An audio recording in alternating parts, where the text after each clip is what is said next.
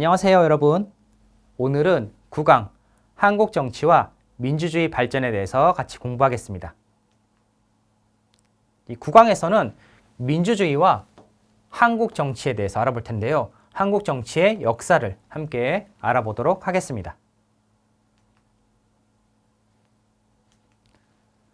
첫 번째로 이제 민주공화국과 민주정치에 대한 내용입니다. 여러분이 이제 정치에 대한 내용을 먼저 아셔야 되는데, 이 정치라는 것은 나라를 다스리는, 나라의 살림을 하고 다스리는 것을 정치라고 하는데, 이런 뜻도 있지만, 그리고 이 나라에서 일어나는 여러 가지 갈등이나 문제들을 이제 서로 상의해서 해결할 수 있는 이런 것도 정치라고 할 수 있습니다. 여기서 여러분들이 이제 첫 번째로 대한민국의 헌법 제1조가 있는데, 이건 여러분들이 가장 중요한 내용이 되겠습니다. 그래서 귀화 시험을 이제 준비하시는 분들, 평가를, 종합평가를 준비하시는 분들은 이 대한민국 헌법 제1조 1항과 2항의 내용을 자세히 알고 계셔야 됩니다.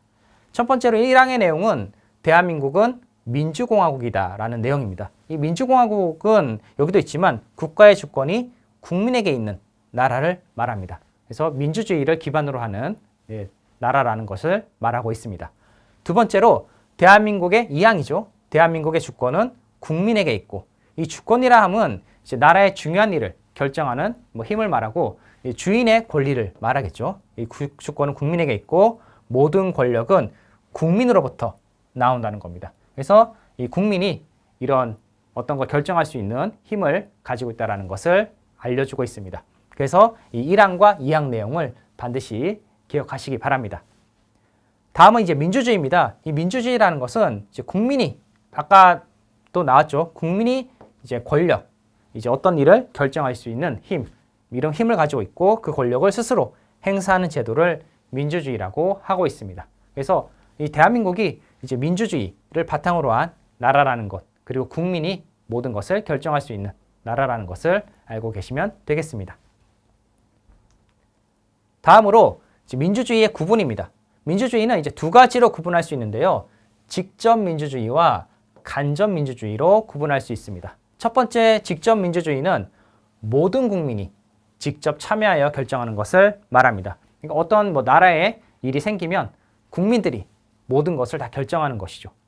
두 번째로 간접 민주주의는 국민의 대표를 먼저 뽑은 다음에 그 대표가 대신 결정을 하게 되는 것이 간접 민주주의가 되겠습니다.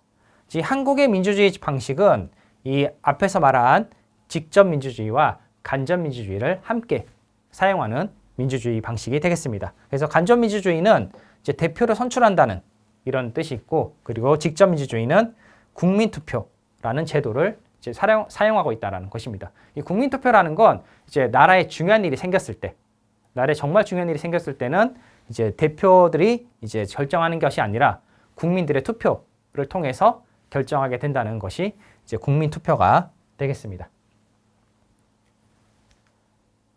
다음으로 이제 한국 민주정치의 발전에 대해서 알아볼 텐데요. 이 한국 민주정치가 이제 시대별로 어떠한 일이 있었는지를 알아보시는 겁니다. 첫 번째로 1948년 7월 17일에 헌법이 만들어집니다. 헌법은 이 한국의 법에서 가장 중요한 것을 나타내는 법이죠. 그리고 이 헌법을 만들고 사람들에게 알리는 게 이제 1948년 7월 17일이고, 이거 이제 국경일로 지정이 되어 있죠. 제헌절이라고 합니다. 두 번째, 1948년 8월 15일에는 대한민국 정부가 만들어집니다. 이 대한민국 정부가 이제 수립된다는 게 새로 만들어진다는 뜻이 됩니다.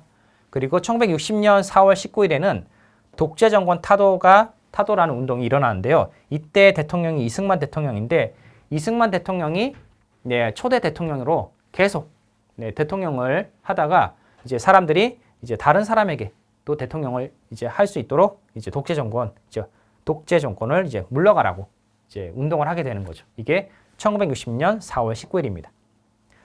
다음은 1980년 5월 18일입니다. 이날은 군부 세력, 이 군부 세력은 이 당시 이제 군인들이 이제 한국의 정부를 이제 운영하고 있었습니다. 그래서 이 군부 세력, 군인들의 세력이 물러가라고 요구를 하는 게 이제 1980년 5월 18일에 있었던 5.18 민주화 운동이 되겠습니다. 자, 그리고 다음 이제 마지막으로 1987년 6월 10일에는 군사 독재 정권에 반대해서 6월 민주항쟁이 있었는데요. 이건 이때는 이제 국민들이 직접 대통령을 뽑는 게 아니라 이제 대표를 선출해 간접적으로 대통령을 뽑게 됩니다. 그래서 이 직접 민주 정치, 직접 대통령을 뽑고자 하는 국민들의 마음이 이제 6월 민주항쟁으로 나타나게 됩니다. 그래서 이 다음부터는 이제 대통령을 직접 뽑게 됩니다. 자, 그래서 이제 한국의 역대 대통령들, 초대부터, 첫 번째부터 이제 지금 현재까지의 대통령 알아볼 텐데요. 자, 아까 봤던 이승만 대통령이 1대부터 3대, 초대, 첫 번째 대통령이 되겠죠.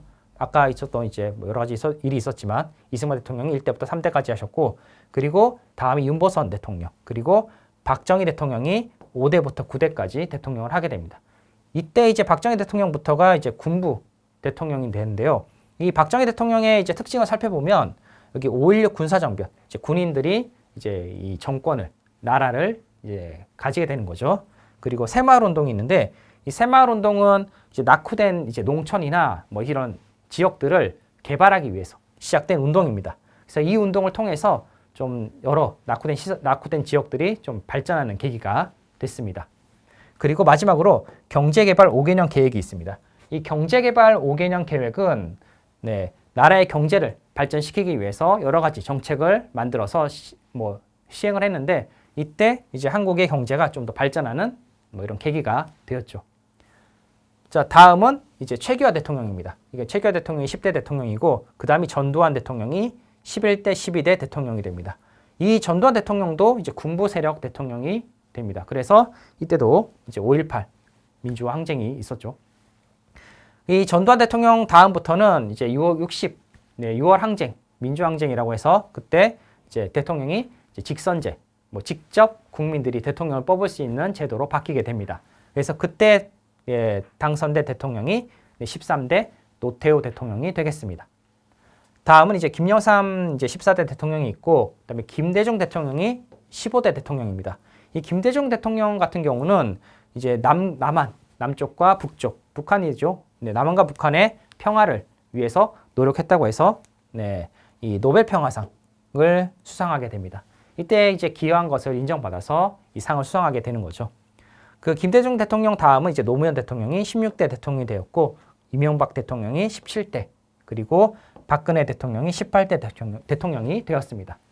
자, 다음으로 이제 문재인 대통령이 19대 대통령이 되고, 이제 현재 이제 윤석열 대통령이 이제 20대 대통령으로 있습니다.